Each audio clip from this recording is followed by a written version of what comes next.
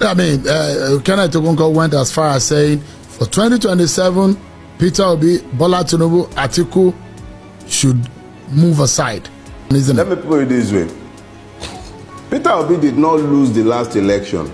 Peter Obi won the last election. INEC and the judiciary performed their magic. 2027, there will be no election without a reformation of our electoral system. If the electoral system is not reformed to ensure that beavers and electronic transmission from the polling unit becomes compulsory, I would not even bother to participate in that election, because you can be sure that Tinubu was not in power that ran and snatched and grabbed it. Already has the 2027 election result written. A Tinubu that will be busy appointing Wike's man as electoral commissioner, the most violent election rigger in Nigeria today, openly is Wike.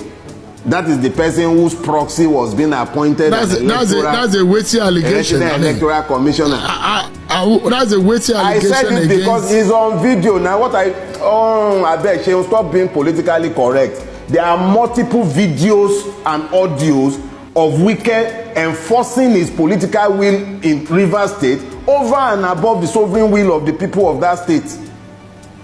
Violently too. So this is not, please, I don't do beer parlor talk. No, because and when you need to balance things, you can. Are you suggesting? Substantiating. Okay, let's turn it into an argument. I am saying here, my name remains Dele Farotimi, and I am saying that there are more than enough material online showing Wike violently suppressing the right of the people of Rivers State to elect their chosen representatives.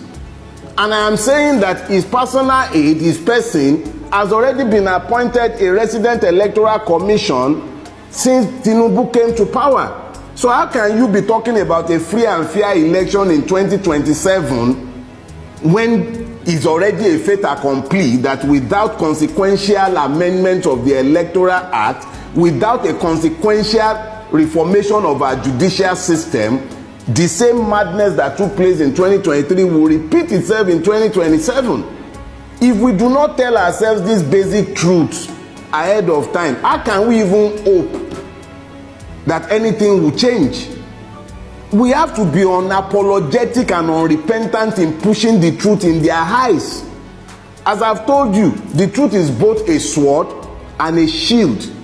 I love wielding it as a sword and smashing them on the head with it, and I don't care for their feelings. I don't know how long any one of us is going to live. I'm not going to live my life kowtowing to the opinion, sentiments, or emotions of worthless human beings who have wrecked the life of thousands and millions by their actions and inactions.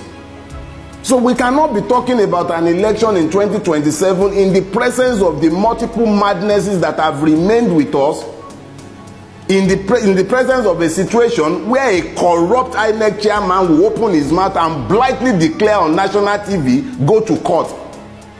We can't be having that and be talking about an election in 2027. We must at least be honest enough to tell ourselves what is in front of us. If there is going to be an election worthy of his name, I will be out there supporting Peter Obi. If there will be an election, and if we still even have a country, the way Bulaba is going with Nigeria, what do we know that will be left of this country by 2027? What will be left of this country? An emir is being killed in his own domain after ransom war, and we are talking about 2027.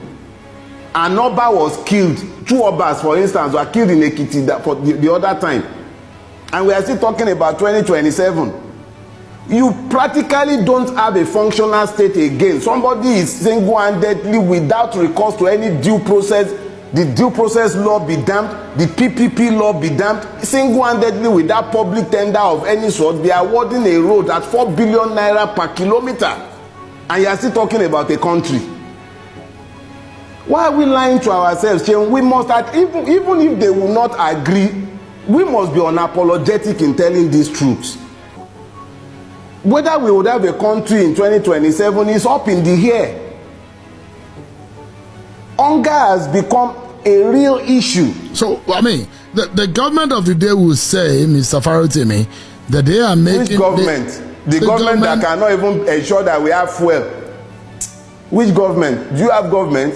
You have exploiters, buccaneers, thieves. But, I mean, which government? The government of the day will say they are making efforts in fixing the problem that they met on the ground. It's still early in the day. They just have about a year. I'm Chinese too. I'm Chinese and I'm 6'7". Do you believe me? The government of the day has said they are making effort. We see the effort now. They are making effort. They are buying private jet. They are buying yachts. They are spending 21 billion to renovate. They are spending 90-something billion on Hajj. Is that the? And then they are falsely and fraudulently implementing Orosanye report. They are busy privatizing NNPC. We are busy refining in Malta and everywhere. We see the effort they are making. So I'm Chinese too, Sheung, and I'm 6'7". Do you believe me? So you don't see any good that this government has done since the last 1 year? It? No, I'm asking. You know, because I'm a journalist. I'm asking. I had no expectation of anything good from this government. Nobody steals power to benefit the people. It does not happen. I do not expect the mercies of a thief who has robbed me. I was not under any illusion whatsoever about this government.